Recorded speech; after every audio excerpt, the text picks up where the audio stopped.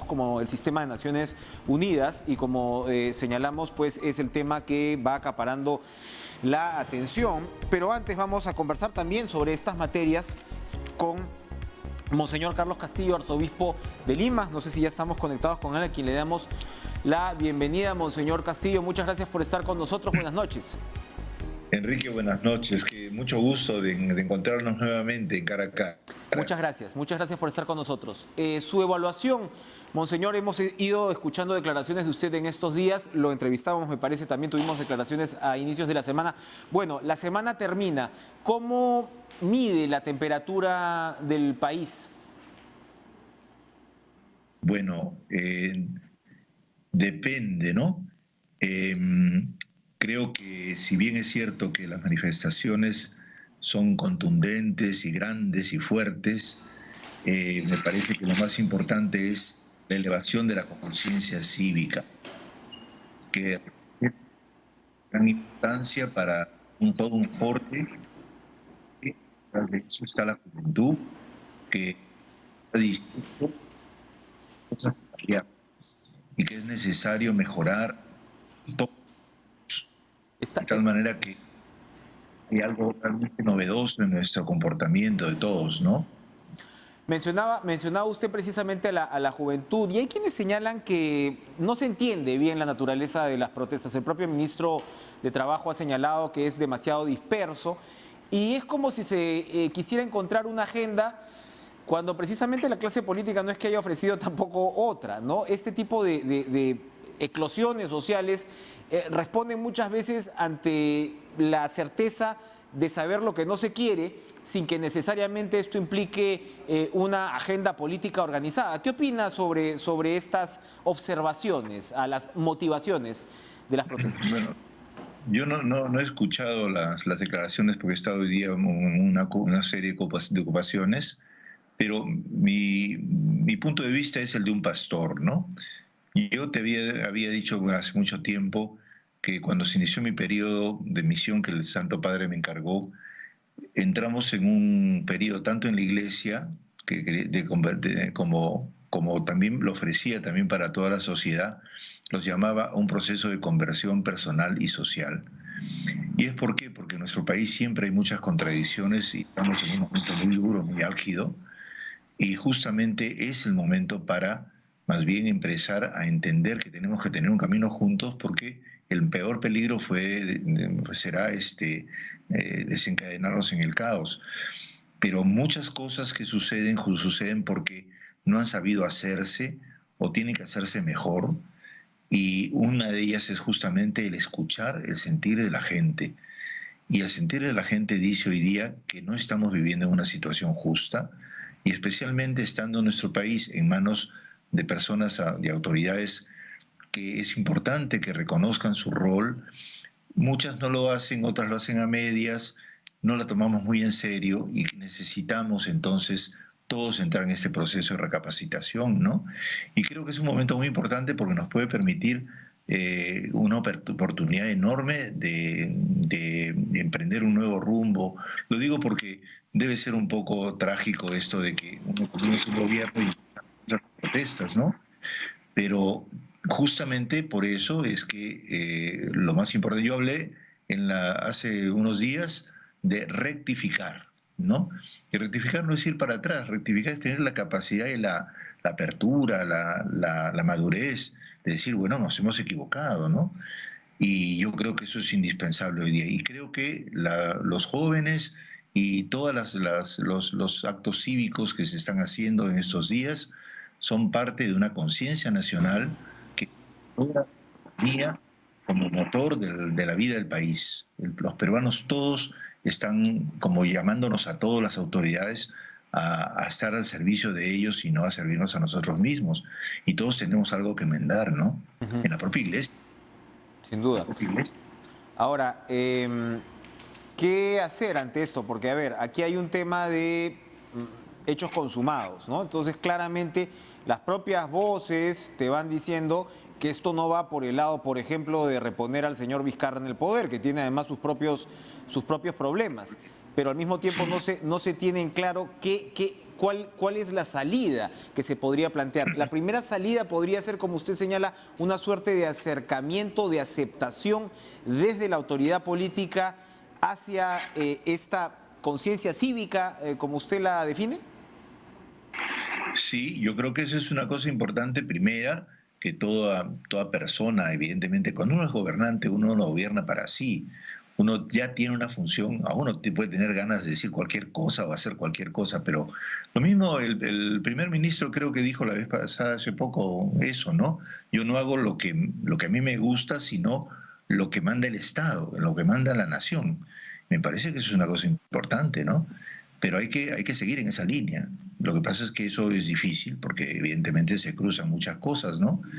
Eh, de todos modos, hay que ir abriendo paso a evitar una situación, digamos, que pudiera degenerar. Y para eso no hay cosa mejor que escuchar a la gente y luego, a su vez, cambiar ciertas actitudes que no son adecuadas. Y eso es una cosa constructiva. Eso no hay que tomarlo como una ofensa, al contrario, es muy positivo que uno diga, bueno, me equivoqué. Por ejemplo, esa afirmación que he oído de que esos chicos serían terroristas o locos. No, no, no, no es cierto. No, o sea, al contrario, los muchachos ni siquiera saben qué es eso. Más bien lo que sí sienten es que hay algo que no está funcionando y que tenemos que hacer que el país pues recapacite y piense, sobre todo en algunas partes de las autoridades, digamos, digamos de ciertos poderes, ¿no? Ujú, ujú. Eh, lo que sí sería interesante es que todos vayamos tomando conciencia de algunas exigencias actuales que deben ser algo así como exigencias de fondo, ¿no? Ujú. Por ejemplo, yo creo que pienso, ¿no? En el principio de que, por ejemplo, el Tribunal Constitucional se mantenga para que pues haya una luz y decidan un poco esclarecer cosas. Luego, Ujú. por ejemplo, estamos dando tan rápido el tema educativo que puede afectar directamente a la búsqueda de una educación de calidad. En fin, hay diversos temas que están, por ejemplo, mantener la lucha contra la pandemia como prioridad número uno. Entonces hay que dar muestras de que eso es lo que se quiere y bueno, y si hay ese tipo de reacciones que son inmediatas y que a veces se piensa de que bueno, se puede hacer todo, pues no se puede hacer todo. Ujú. Y no, nosotros estamos poco tiempo, ayudaremos a que las cosas marchen bien, ¿no? Ujú. Para terminar, monseñor, el Perú, por supuesto, es un Estado laico, pero la Iglesia en más de una ocasión, o las autoridades eclesiales han jugado un papel importante cuando efectivamente la institucionalidad trastabilla, ¿no? ¿Cuál es el aporte, el papel puntual que pueden ofrecer las autoridades de la Iglesia hoy, sobre todo pues en tiempos de pandemia, con todas las dificultades que esto plantea? Así. Ya nuestra conferencia episcopal y el propio cardenal Barreto, y lo digo yo también personalmente, estamos dispuestos a colaborar para que haya un entendimiento y si las cosas se empezaran a desbordar, hay que buscar juntos caminos de salida que puedan ser interesantes. Pero hay que procurar todos tener la humildad y la sencillez para ir avanzando hacia un encuentro en el bien común. El bien común es capital. Y en eso creo que un papel importante, justamente porque se ha despertado la población, es que la propia base organizativa de base, poquito a poco, ayude también a eso. Y también, evidentemente, todos en paz, eso sí, hay Ujú. que trabajar en paz Sin y duda. evitar cualquier desborde que pueda ser negativo para la sociedad, ¿no? Perfecto. Invoco, estamos dispuestos a ayudar en todo lo que sea posible para generar algo mejor, ¿no? Perfecto. Coméntenos, por favor, ahora sí, para terminar, el reinicio de las misas. Bueno, eso lo haremos a partir de la semana. Este domingo todavía mantenemos cerrado. Ok. Sobre todo las semanas, durante la semana habría todavía. Los domingos preferimos que haya un límite, pues en algunos casos donde haya aire y sea ventilación, pues el 30% podría ir.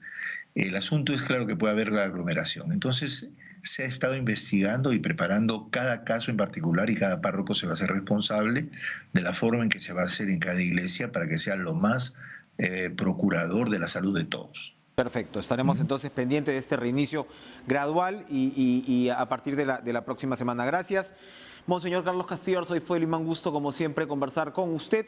Vamos a ir a una pausa y regresamos aquí en nuestros estudios con Gastón Rodríguez, ministro del Interior. No se mueva.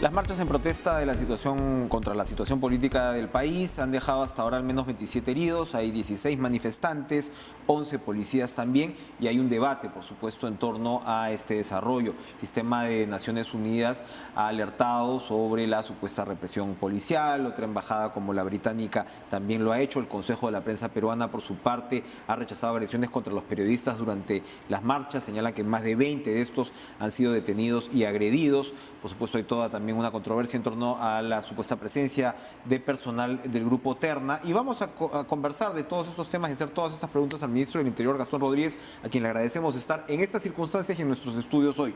Ministro, gracias por estar con nosotros. Buenas noches, Enrique. Un saludo a todos los televidentes del programa Cara a Cara.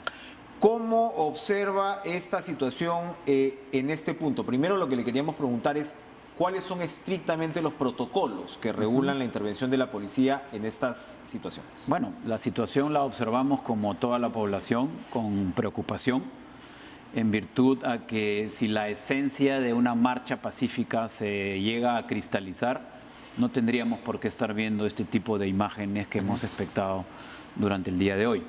Y eso se da básicamente porque en algún momento esta movilización deja de ser pacífica y produce un enfrentamiento entre los manifestantes y la policía. Una marcha pacífica no tiene razón de ser que sea reprimida, máxime cuando ha habido coordinación con los supuestos dirigentes o quienes conducían estas marchas para respetar un circuito de recorrido que obviamente, como bien lo sabe usted y la población, impide el ingreso a zonas restringidas como el Congreso de la República y Palacio de Gobierno, que siempre son custodiadas por el orden público que ejecuta la Policía Nacional. Los manifestantes, para empezar, deben tener en claro que no pueden ingresar a estas zonas. Claro, no deben de llegar hasta estos recintos, como es el Congreso, y que es la sede de uno de los poderes, y Palacio de Gobierno, que es el Poder Ejecutivo.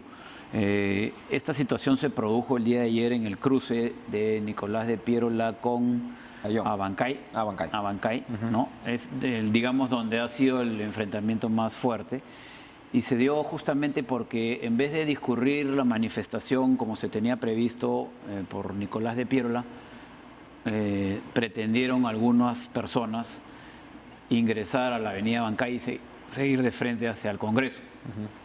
Esto motivó que las líneas que había consolidado la Policía Nacional, que eran 4 líneas, tengan una resistencia a esa parte de la manifestación que pretendía ingresar. Es aquí donde se producen los primeros ataques al personal policial.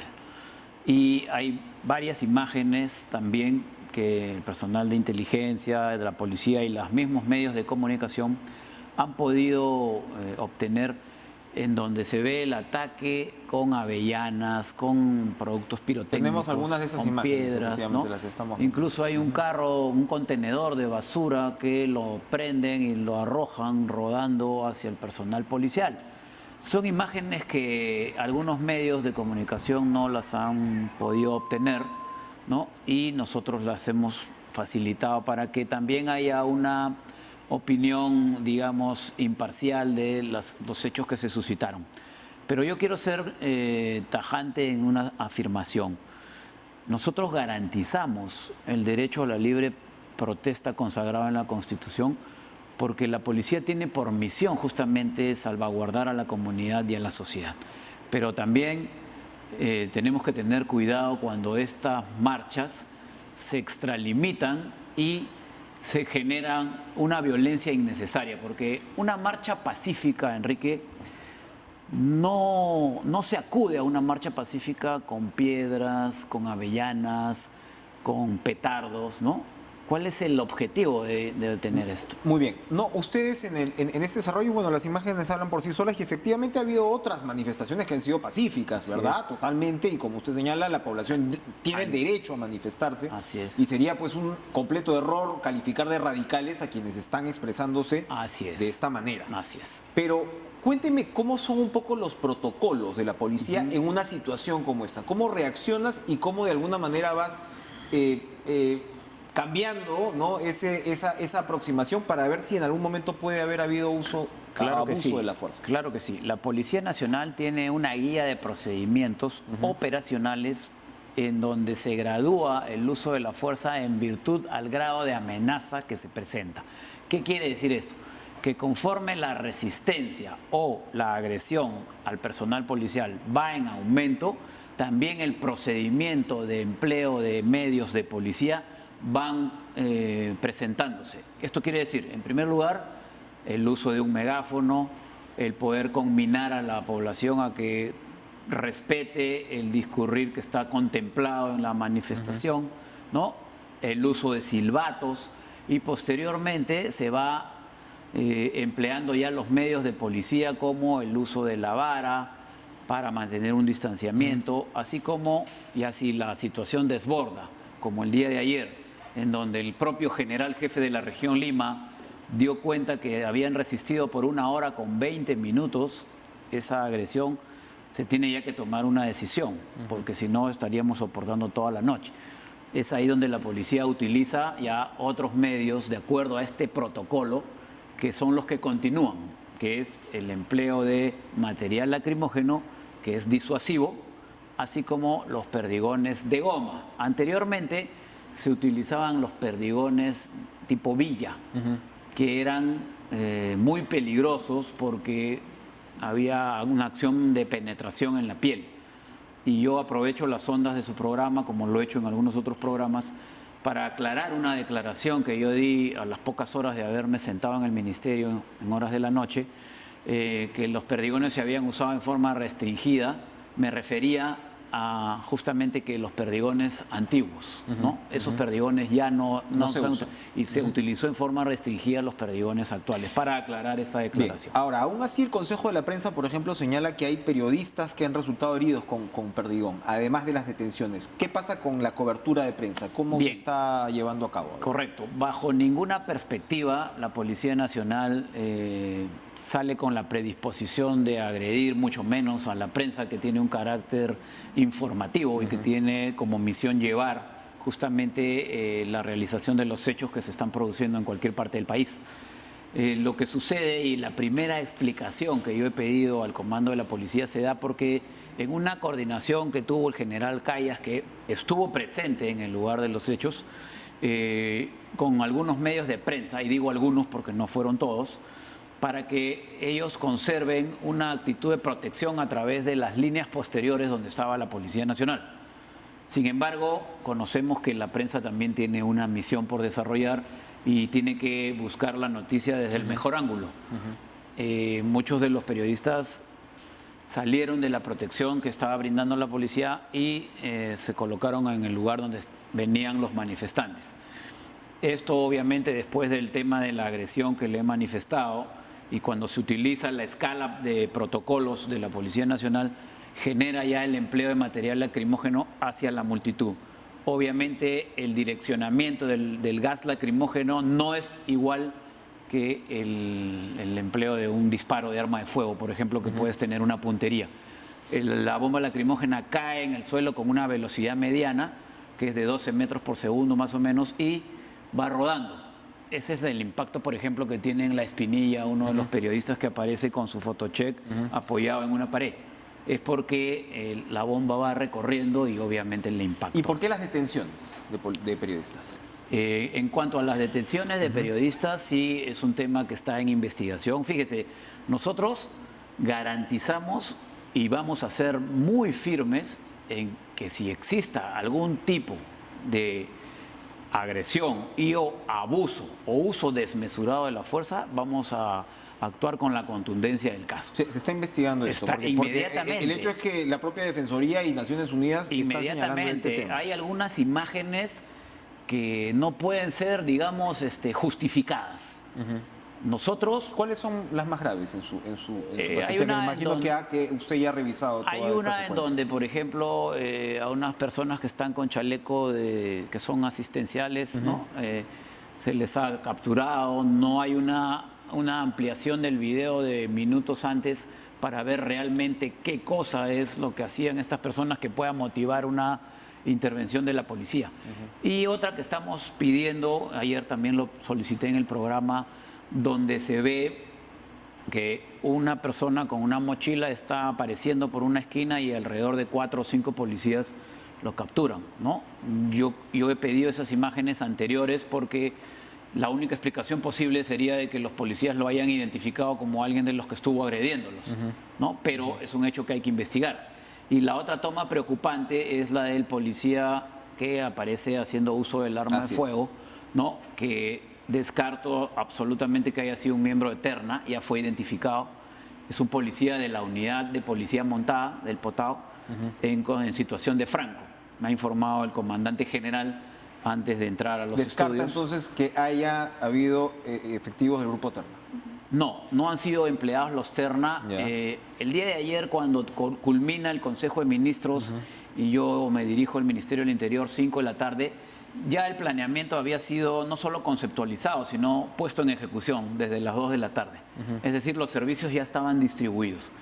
Aún así, yo he pedido información de qué cosa es lo que habían planificado para la calle y el comandante general con el jefe de región me indicaron que el grupo Terna había sido sustraído de este planeamiento operacional el día de ayer en virtud de que se habían presentado algunas situaciones no muy claras en cuanto a su intervención, porque el grupo Terna es un grupo... sí llegaron a intervenir en un momento. El día anterior. Sí, el día anterior han intervenido y hay muchas imágenes de esa intervención, ¿no? Lo que quiero también aprovechar la sonda de su programa es para indicar que el día de hoy han salido algunos videos, pero que son del día de ayer. En la manifestación del día de hoy no se ha empleado... del día de ayer no se ha empleado al grupo Terna. Hay una gran controversia, ministro Rodríguez, a partir de alguna manera la respuesta política en términos de señalar que esto está organizado, asusado por radicales. Muchos manifestantes que, repito, salen a protestar y expresarse con todo derecho, por supuesto, se sienten ofendidos, porque si todos fueran radicales, pues evidentemente este sería otro tipo de país, ¿verdad? Sí. ¿Qué cosa es lo que se ha identificado hasta ahora con respecto a eso? A ver si usted nos ayuda a poder enfocar en realidad la situación en su real dimensión. Muy bien, para conocimiento de la opinión pública, la policía trabaja sus órdenes operacionales en base a hipótesis con información de inteligencia. Es decir, inteligencia nutre a la parte operacional de la policía con información que obtiene. En esas hipótesis se plantean muchas condiciones que podrían afectar la marcha y también se plantea las posibles infiltraciones de algunos grupos que podrían, digamos, aprovechar de estas marchas pacíficas para incentivar acciones de agitación o de manejar la marcha en otro sentido.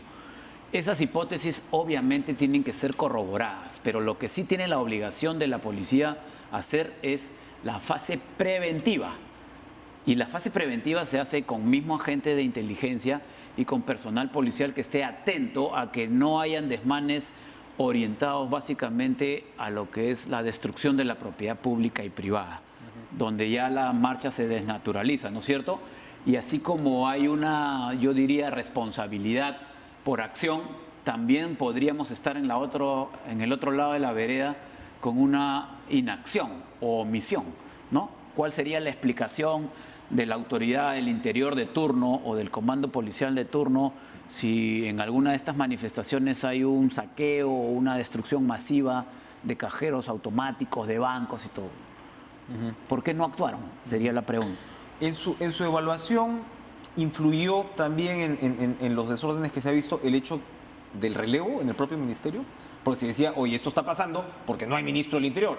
Usted evidentemente asume el cargo, como usted señala, prácticamente se acaba de sentar cuando ya tenía que estar respondiendo a esto, y usted conoce muy bien su institución. Seguramente si no hay un mando definido, la cosa se puede desordenar.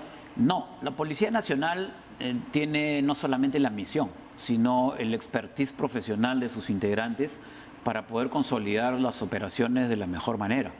Recuerde usted que la Policía Nacional ha tenido la felicitación más grande por la visita del Papa Francisco al Perú y por la organización que la calificaron de excepcional de la Copa Libertadores Conmebol en la final, ¿no?, que se realizó acá en el Perú, y donde con las hinchadas más bravas del continente, como son las de los equipos que participaron, no hubo ningún desmán. O sea, la experiencia está ahí.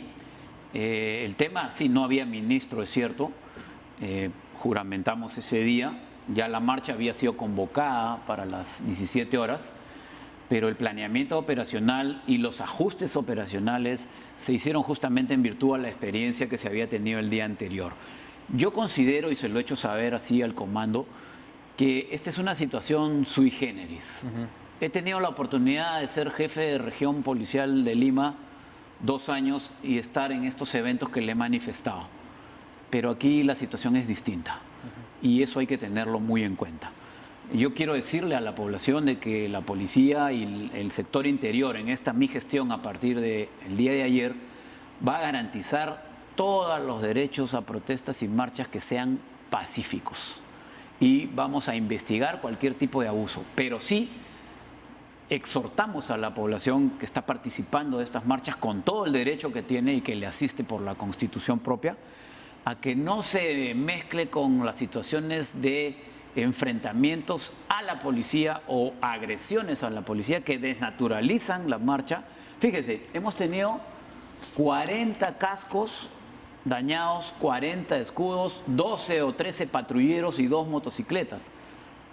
Patrulleros que están al servicio de la población, que están comprometidos en la seguridad ciudadana y que van a dejar de custodiar diferentes zonas el día de hoy porque están inoperativos, con los parabrisas rotos, y eso va en desmedro de la misma población, ¿no es cierto?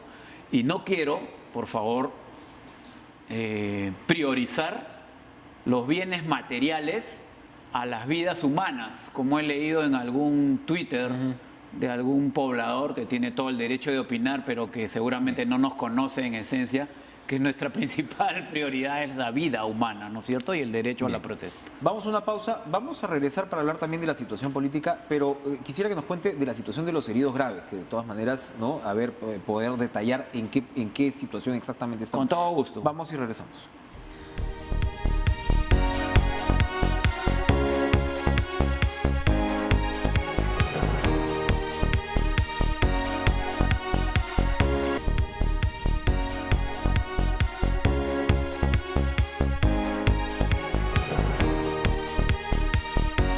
Antes de hablar de los heridos graves, ministro del Interior Gastón Rodríguez, hay acusaciones de gaseadas desde vehículos, desde helicópteros. ¿Qué responde a ello?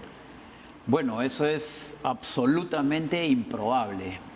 Primero porque el helicóptero estaba cumpliendo una misión de observación y de medivac, que es una posible evacuación frente a una agresión tanto a personal policial como a las personas civiles que participaban de la marcha.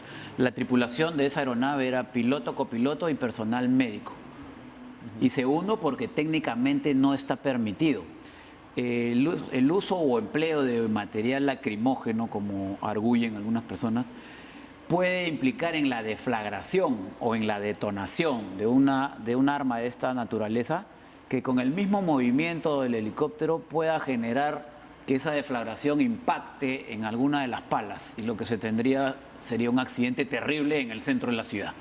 Así que desde la misma tripulación no permiten que ingrese ningún tipo de ese material. Improbable, pero no imposible. Todo esto será materia del informe que se va a presentar. ¿Hay alguna fecha definida donde usted va a presentar las conclusiones de esta investigación? Tengo entendido de que mañana se reúne la Comisión de Justicia, que me está citando, y probablemente sea el día lunes, ¿no? De acuerdo a la decisión que ellos tomen. La situación y las circunstancias de los heridos graves. Bien, hoy día, no sé si usted pudo observar, a horas 12:30 más o menos, llegamos al Hospital Olmenara, donde de los 16 heridos o afectados en esta manifestación se encontraban 2 personas impactadas por el primer diagnóstico, decía proyectil de arma de fuego, ¿no?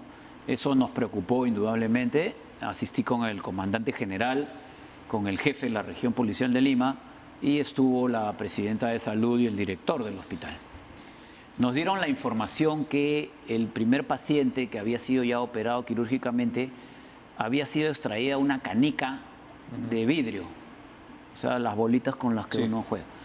Y eso nos ha generado una preocupación muy grande, porque la Policía Nacional no usa dentro de sus elementos Canicas. de represión o de disolución de una manifestación, no usa canicas.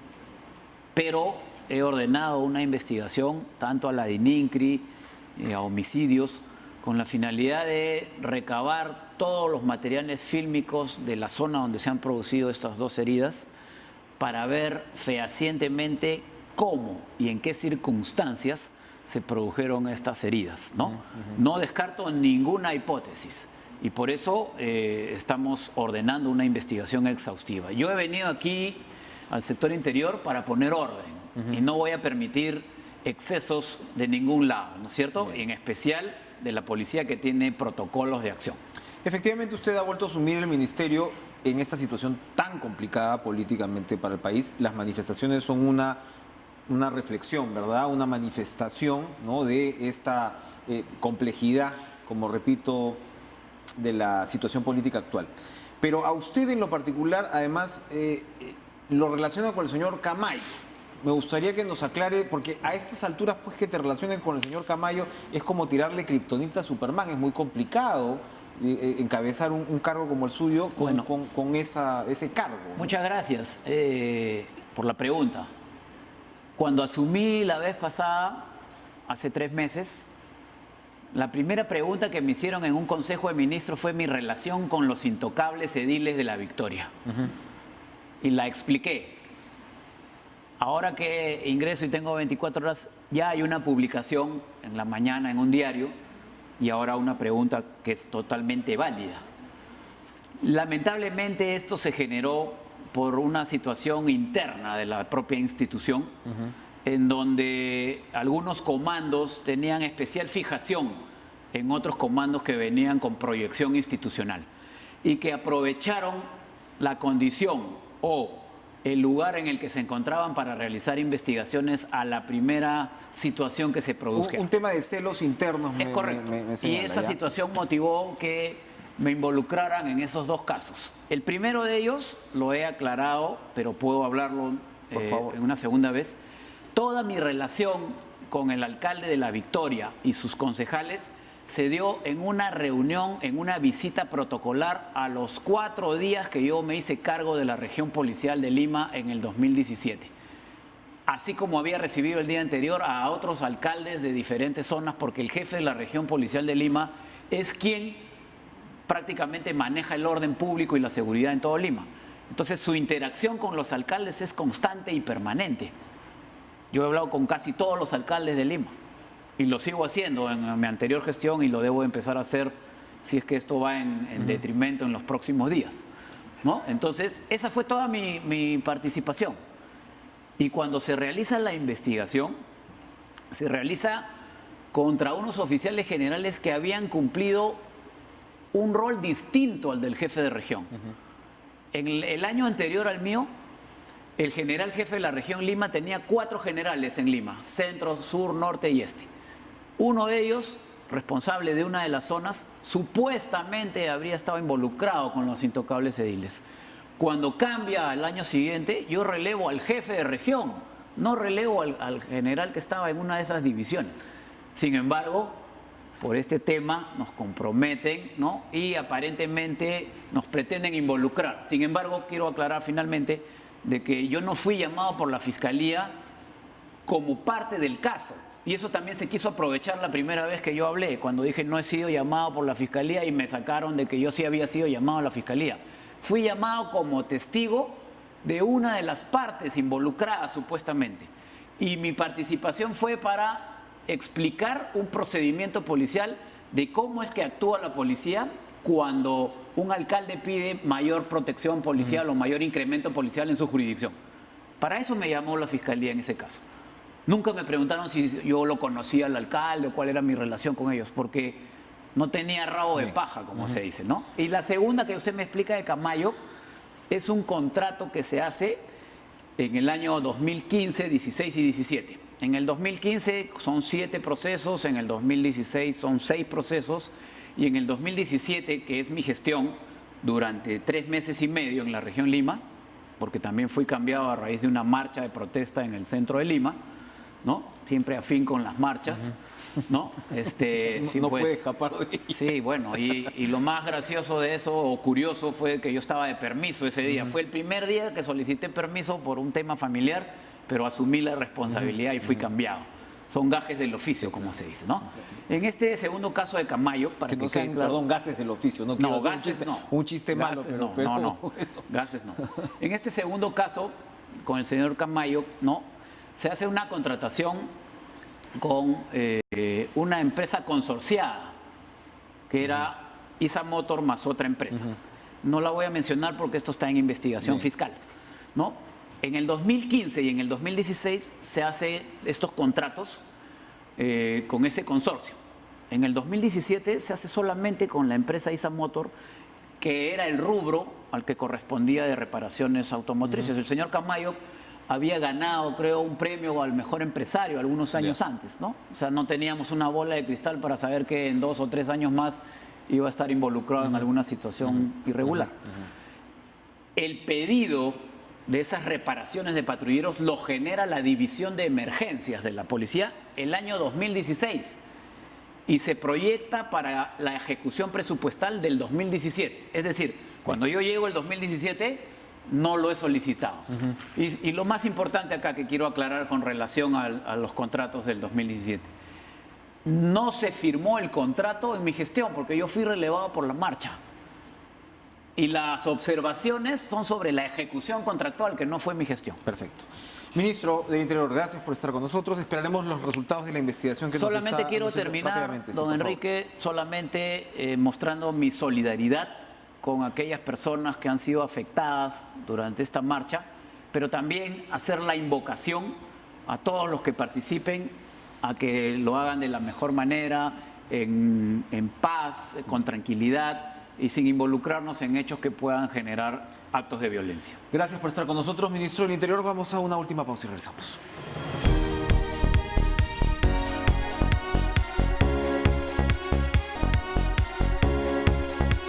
Se nos ha terminado el tiempo de esta semanita, ¿no? ¿Qué tal semanita? Pero a ver, de repente el domingo pueden relajarse un poco más porque se acaba de anunciar, el primer ministro ha anunciado que a partir de este domingo se podrán utilizar los autos particulares. Esta decisión ha sido tomada en coordinación con el nuevo ministro también retornante de Salud, Abel Salinas. Que tengan un excelente fin de semana, dense una vueltita a los que puedan el domingo, relájense, descansen, no bajen la guardia y nos vemos el lunes. Adiós.